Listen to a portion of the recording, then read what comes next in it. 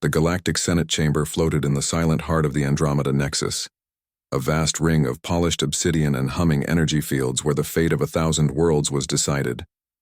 Delegates from every major system sat in tiered arcs, their faces lit by the soft blue glow of the central holodisplay. At the center of it all, the words scrolled slowly, deliberately, as if the universe itself held its breath. Earth had been found guilty, not of war, not of aggression, but of defiance, of refusing to bow. The charge was simple.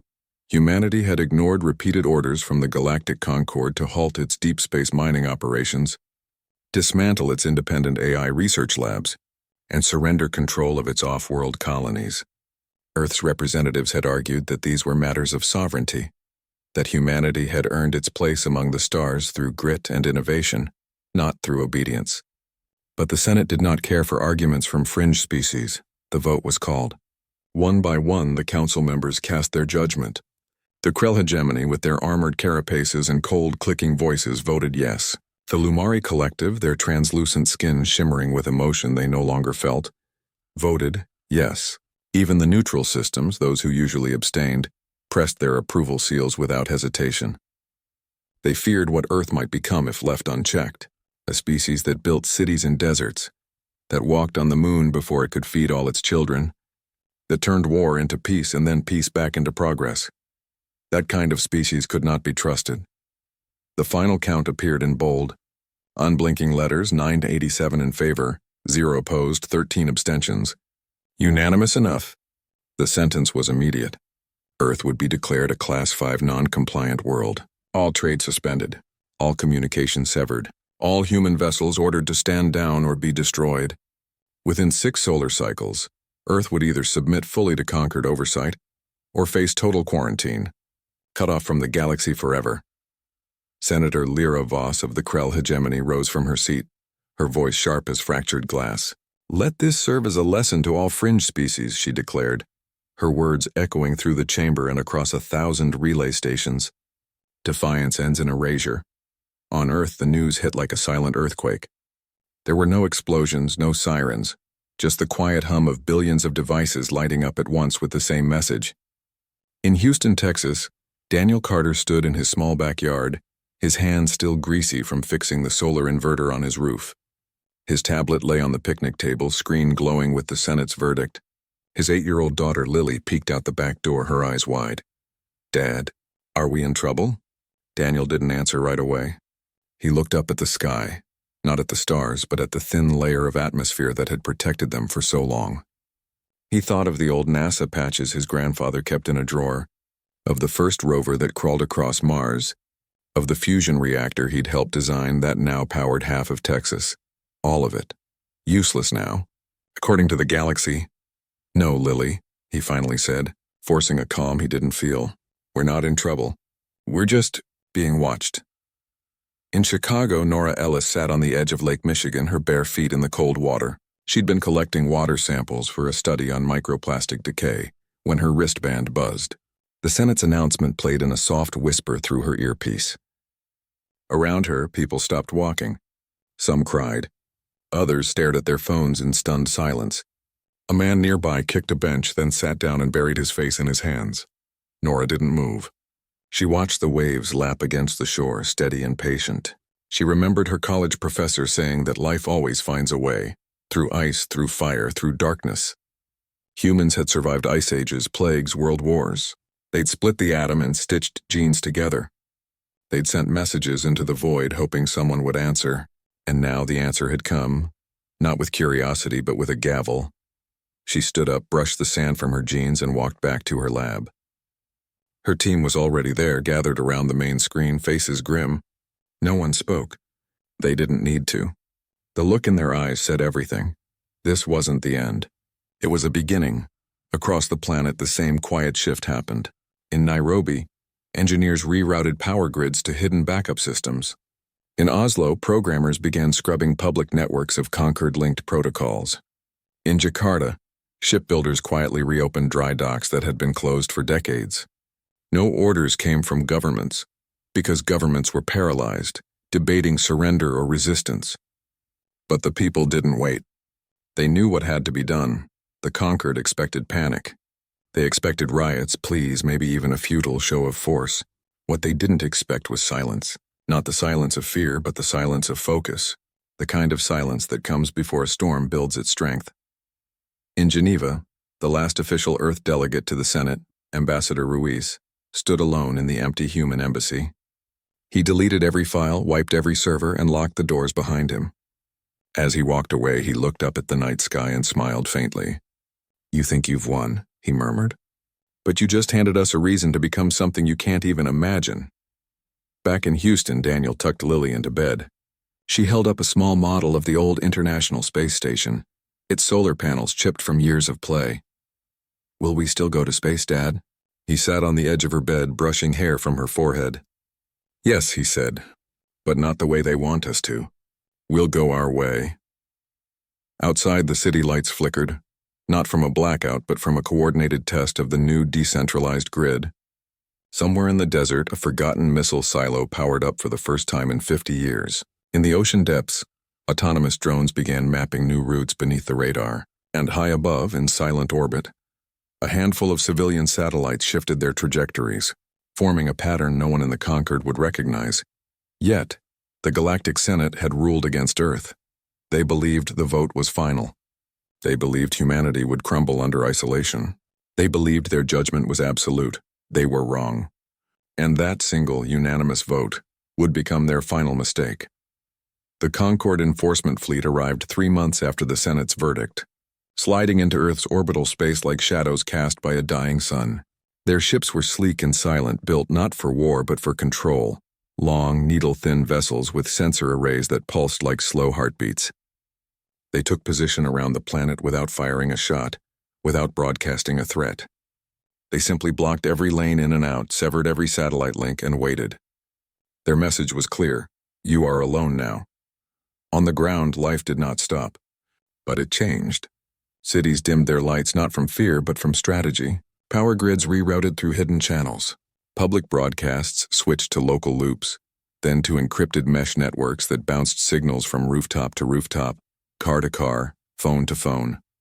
The world went quiet, not because it had given up, but because it was listening, learning, preparing. In Houston, Daniel Carter no longer worked on solar inverters. He stood in a reinforced hangar beneath an old NASA storage facility, surrounded by engineers who hadn't slept in days. Before them sat a hulking machine, a deep space tug once used to nudge asteroids away from Earth's path. Now its frame was wrapped in layers of experimental shielding, woven from superconducting filaments and repurposed quantum foam. It looked clumsy, even ugly, next to the Concorde's elegant cruisers. But Daniel didn't care about looks. He cared about what it could do. "We tested the gravitic field at 1/10 power," said a young woman named Maya, wiping grease from her cheek. "It bent light enough to blind a short-range scanner for 3.2 seconds. Daniel nodded. "Good, we don't need to hide forever." Just long enough to get close. They weren't building weapons, not in the traditional sense. They were building tricks, illusions, gaps in perception. Earth had never matched the Concorde in firepower, but it had always outthought its limits. Now that was its only advantage.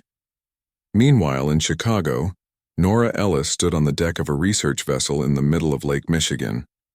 The water around them was calm, but beneath the surface, something hummed.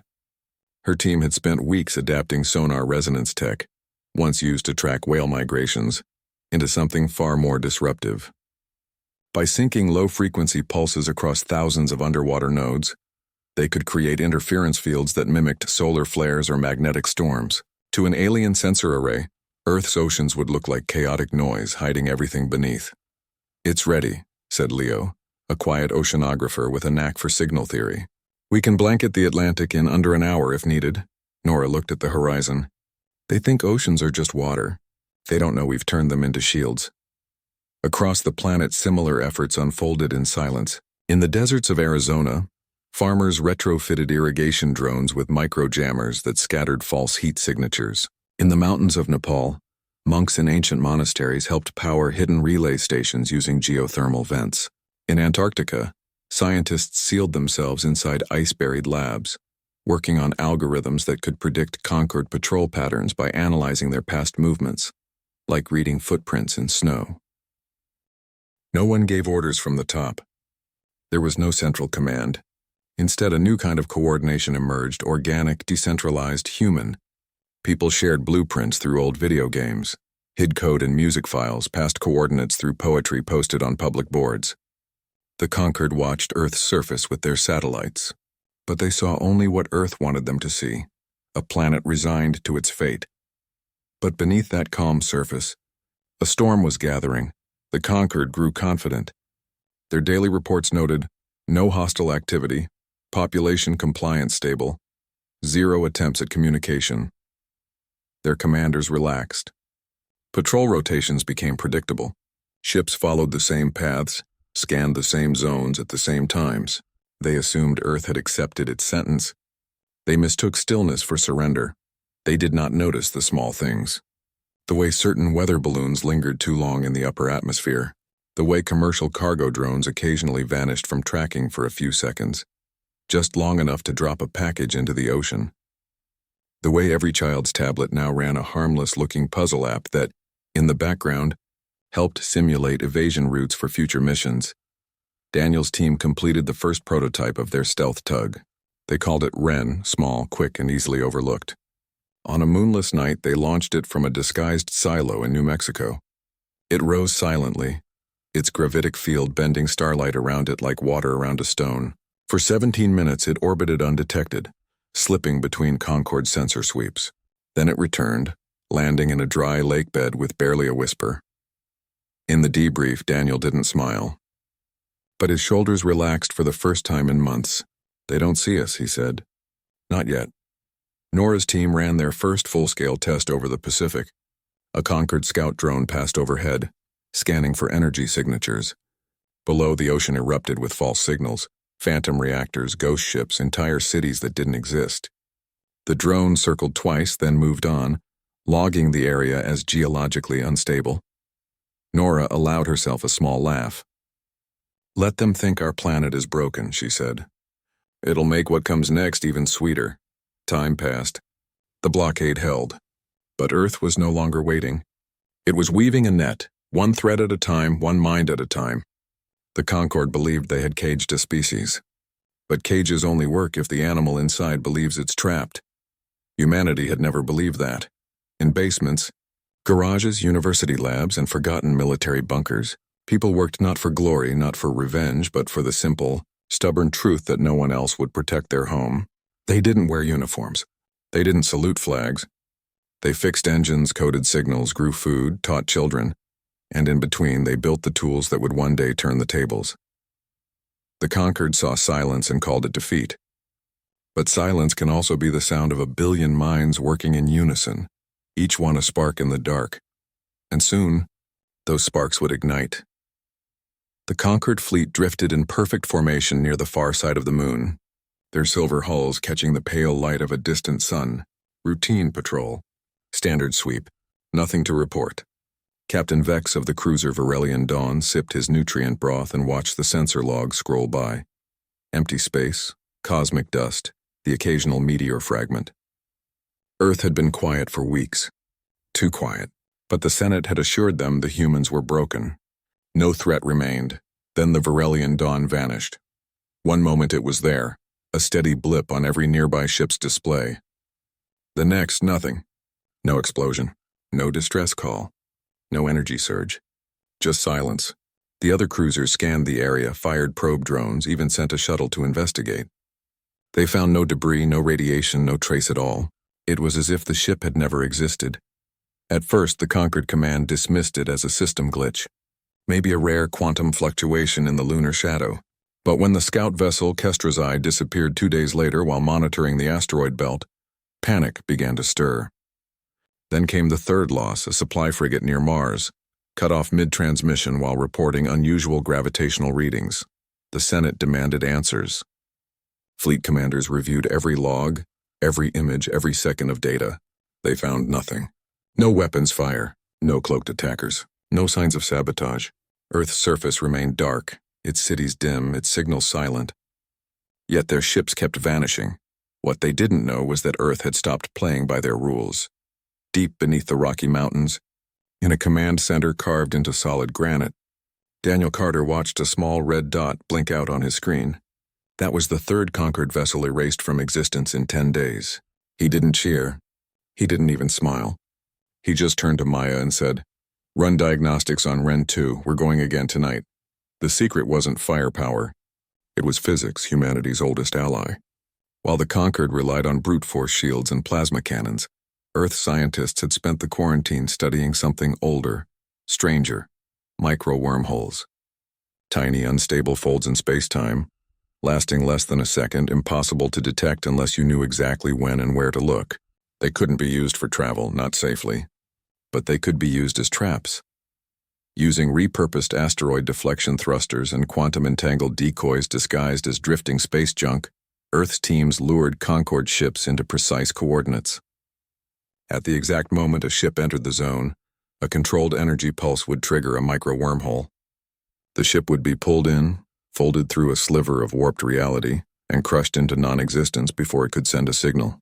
The wormhole would collapse instantly, leaving no trace. It was risky. One miscalculation and the pulse could tear open a rift that swallowed half the moon. But Daniel's team had run thousands of simulations. They knew the margins. They knew the cost of failure. And they knew the cost of doing nothing was far worse. Meanwhile, in the Pacific Ocean, Nora Ellis stood on the deck of a converted fishing trawler, her eyes fixed on a sonar display. A Concorde drone hovered 300 kilometers above, scanning for hidden activity.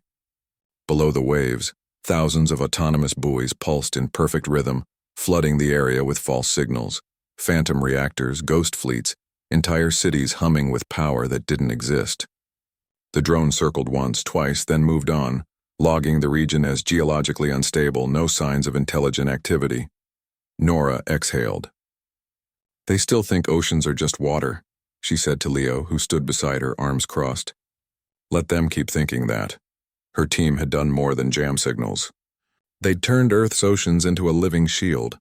Bioelectric pulses mimicked solar flares. Thermal vents disguised launch signatures. Even schools of fish tagged with microtransmitters helped scatter sensor beams. The Conquered saw chaos. Earth saw cover. Back in the command center, Daniel reviewed footage from Ren 1's last mission. The stealth tug had drifted near a Conquered patrol route, released a cluster of decoys shaped like old satellite parts, then vanished into the shadow of a dead comet. Within minutes, a cruiser altered course to investigate the debris. That was all it took. One pulse, one fold. One less enemy in the sky. "We're not fighting a war," Daniel told his team later that night. "We're playing a game of hide-and-seek with gods. And we're the ones who know where all the hiding spots are." The Conquered, meanwhile, grew nervous. Patrols doubled. Ships flew in tighter formations. Commanders ordered constant sensor sweeps. But every time they looked harder, Earth gave them more noise to drown in. Fake signals from the Amazon rainforest, heat blooms in the Sahara, energy spikes from abandoned oil rigs in the North Sea. None of it was real, but all of it was convincing. Then came the breakthrough. A young programmer in Bangalore, working with farmers in Iowa through a shared simulation network, noticed a pattern in Conquered patrol rotations. They always avoided the Jovian relay during magnetic storms. Always. Using that knowledge, Earth's hidden fleet, made of retrofitted cargo haulers, mining drones, and even old space tourism shuttles, began staging near Jupiter's shadow, waiting. The first real strike happened there, not with missiles, not with lasers, but with swarms. Thousands of autonomous mining drones, each no bigger than a suitcase, emerged from the icy craters of Ganymede. They carried no warheads, just plasma cutters meant for slicing through asteroid rock. Guided by civilian volunteers playing what looked like a space strategy game on their home computers, the drones swarmed a Conquered armada sent to investigate suspicious activity near the moons. The Conquered ships fired. Their beams cut through hundreds of drones, but thousands more closed in, latching onto hulls, slicing through sensor arrays, overloading power conduits. Within minutes, the armada was blind, crippled, drifting. Then from the darkness, Ren-class tugs appeared, not to fight, but to herd. They nudged the disabled ships into pre-marked coordinates. Another pulse. Another fold. Another silence. 17 minutes after the first drone appeared, the armada was gone. In the command center, Daniel finally allowed himself to lean back. On the main screen, the tactical map showed a clean sector. No red dots, No threats. Just empty space where an enemy fleet used to be. Nora received the news via encrypted burst from a buoy near Hawaii. She didn't speak. She just looked up at the stars and whispered, "You thought we'd roll over. Now you'll learn what happens when you corner a species that bill." T-submarines in storms and cities in deserts, the Concorde still had numbers. They still had firepower, but they no longer had certainty. And in war, uncertainty is the first crack in the armor. Earth had drawn blood, not with rage but with patience. Not with noise but with silence. And the galaxy would soon learn that the quietest species is often the most dangerous. The Senate chamber trembled, not from sound, but from fear. Delegates who once spoke with calm authority now whispered in corners, their eyes darting to the central display where loss reports piled up like falling leaves. The Varelian Dawn, the Kestra's Eye, the entire 7th Enforcement Armada near Jupiter. Gone. No wreckage, no survivors, no explanation. Only silence from the edge of human space. Panic spread faster than any fleet could fly. The Lumari Collective demanded immediate withdrawal of all non-essential vessels. The Krell hegemony called for total bombardment. But even they hesitated. Something was wrong. Earth wasn't fighting like a cornered animal. It was fighting like a shadow. Everywhere and nowhere, striking without warning, vanishing without trace. On Earth, no one celebrated. There was no parade, no victory speech.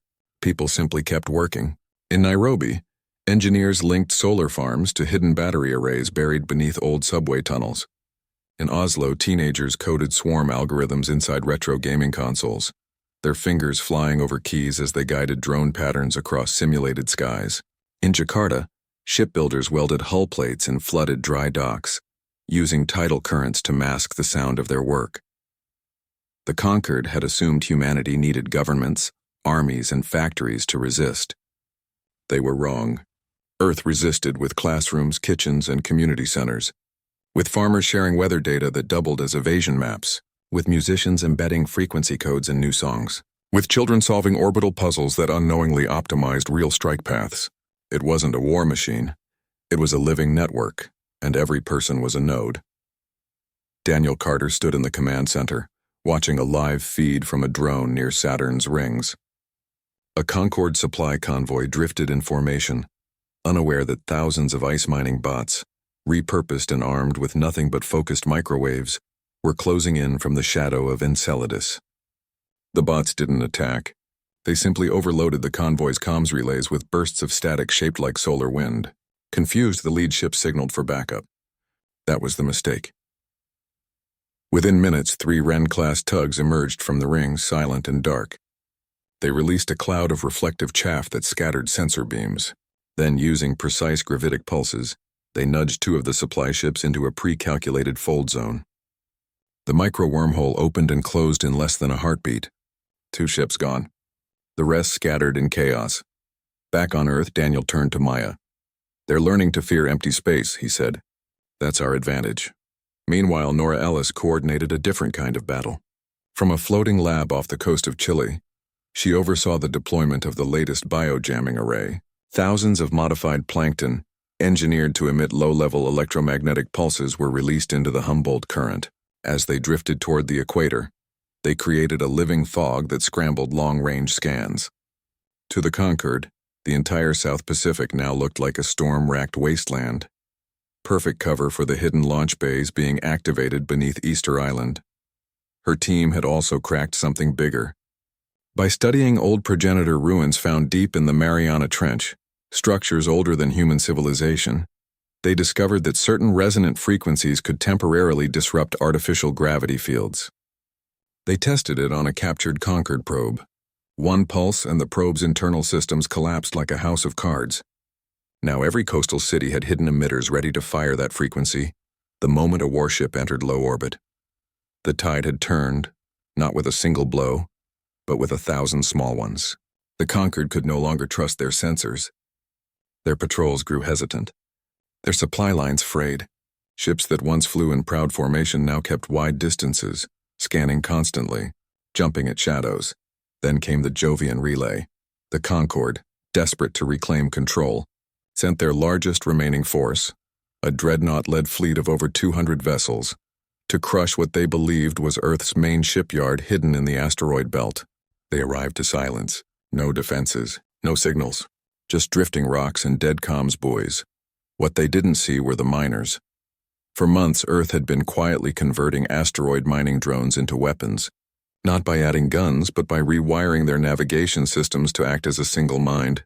Guided by civilian volunteers across 6 continents, farmers in Iowa, students in Manila, retirees in Lisbon, the swarm waited in the dark craters of Ganymede. When the fleet entered the belt, the drones activated. Thousands of them poured from hiding, moving in perfect sync, not as machines but as a single organism. They didn't fire. They swarmed, latching onto hulls, slicing through sensor domes with industrial cutters, flooding engine vents with conductive dust. The conquered ships fired wildly, destroying hundreds, but for every drone lost, 10 more took its place. Within minutes, the fleet was blind. Then the tugs arrived. Wren-class vessels, small and fast, darted between the crippled ships, planting gravitic charges on precise coordinates, not to explode but to fold. One by one, the Concorde vessels were nudged into micro-wormholes. The Dreadnought, the pride of the hegemony's navy, vanished last. Its final transmission a garbled scream of static. 17 minutes after the first drone appeared, the sector was empty. In the Senate, silence fell like a stone. No one spoke. No one moved. The display showed 0 contacts where a mighty fleet had once been. Senator Lyra stared at the screen, her armored fingers trembling. For the first time, she understood. Earth wasn't just resisting. It was teaching them a lesson. On Earth, there was no cheering. Daniel watched the feed go dark and simply said, "Next target." Nora closed her eyes and whispered coordinates into a secure line. In a village in Vietnam, a grandmother powered up a hidden relay using a hand crank generator. In a basement in Berlin, a group of teenagers uploaded new evasion patterns to the global mesh. The conquered still had numbers. But Earth had something better, unity. Not forced by law, but chosen by will. Every person in their own way was part of the fight. Not because they wanted war, but because they refused to be erased, and the galaxy began to notice. Neutral systems stopped broadcasting conquered propaganda. Trade routes shifted. Whispers spread of a species that turned silence into strength, that made weakness into weapon, that fought not to conquer, but to exist. The Senate had tried to break Earth by cutting it off. Instead, they had forged it into something unbreakable. Now Earth was no longer defending. It was advancing, quietly, patiently, inexorably, and the conquered had no idea what came next. The Senate's final vote came in the dead of cosmic night, when even the stars seemed to hold their breath. Panic had replaced pride in the chamber. Reports flooded in from every sector. Ships lost, patrols ambushed, supply lines severed. Earth was no longer a quarantined world. It was a ghost that hunted gods. Desperate, the Krell hegemony pushed for the ultimate solution: orbital bombardment.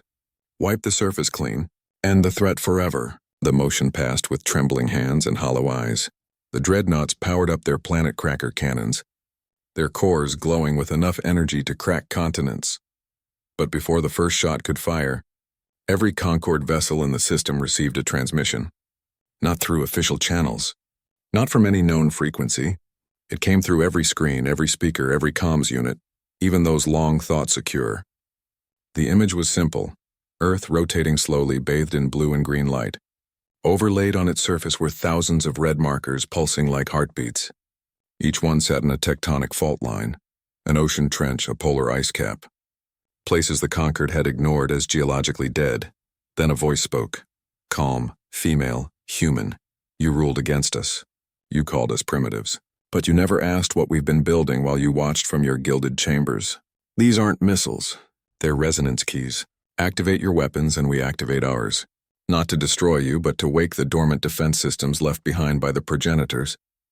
The ones your ancestors fled from. Silence swallowed the Senate whole. Every delegate froze. Even the Krell, hardened by centuries of conquest, went still. The progenitors were not myth. They were memory, carved into ruins on dead worlds, whispered in nursery rhymes on ancient colonies, buried in the oldest data vaults. A civilization so advanced they reshaped galaxies, then vanished, leaving behind warnings etched in stone. Do not disturb the sleepers. Earth had not just survived isolation. It had dug, and it had found. In Houston, Daniel Carter stood beside Lily in their backyard watching the night sky. He didn't need to explain what was happening. She understood. On her small tablet, a live feed showed the conquered fleet hovering over Earth, weapons charged but unmoving. "Are they scared, Dad?" she asked. "Yes," he said, "and they should be." In Chicago, Nora Ellis stood on the lakeshore, arms crossed, eyes on the horizon. Her team had spent weeks calibrating the resonance keys, devices built from progenitor fragments recovered from the Mariana Trench in the Antarctic ice. They didn't explode, they sang. A single frequency, tuned to awaken ancient machines buried deep in Earth's crust. Machines older than life itself, designed not for war but for balance. The Conquered knew what that meant. If triggered, those systems wouldn't just defend Earth. They would reset the entire sector, erasing all advanced technology within light years, including the Concorde's own homeworlds. The Senate rescinded the bombardment order within the hour. Within a week, unarmed envoys landed in Geneva. They came not with demands but with questions. How did you find the progenitor sites? What do the keys control? Can they be disarmed? Earth's answer was simple. We do not threaten. We protect, and we choose who walks among us. Earth never asked to join the Conquered. It simply opened its borders, invited observers, and began sharing fragments of recovered knowledge, but only with those who proved worthy. Not through strength, but through respect. Farmers in Kenya taught alien botanists how to grow food in poisoned soil. Engineers in Brazil showed Krell technicians how to build clean water systems from scrap. A child in Mumbai solved a quantum puzzle that had stumped Lumari scientists for decades. The galaxy learned something new. Humanity's greatest weapon was not its tech, but its heart. Its ability to adapt, to share, to turn enemies into students. Years later, Daniel sat with Lily in their backyard observatory, helping her calibrate a gravitic lens they'd built from old satellite parts. She pointed to a bright star. "Is that where the Lumari live now?" she asked. "Yeah," he said. "They moved their embassy here last month." Said Earth's gravity feels honest.